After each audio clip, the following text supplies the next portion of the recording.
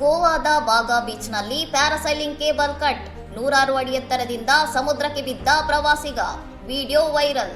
ಭಾನುವಾರ ಸಂಜೆ ಬೋಟ್ ಮೂಲಕ ಪ್ಯಾರಾಸೈಲಿಂಗ್ ಮಾಡುತ್ತಿದ್ದಾಗ ಹಠಾತ್ತನೆ ಕೇಬಲ್ ತುಂಡಾಗಿದ್ದು ಪ್ರವಾಸಿಗ ನಿಯಂತ್ರಣ ತಪ್ಪಿ ಸಮುದ್ರಕ್ಕೆ ಬಿದ್ದಿದ್ದಾನೆ.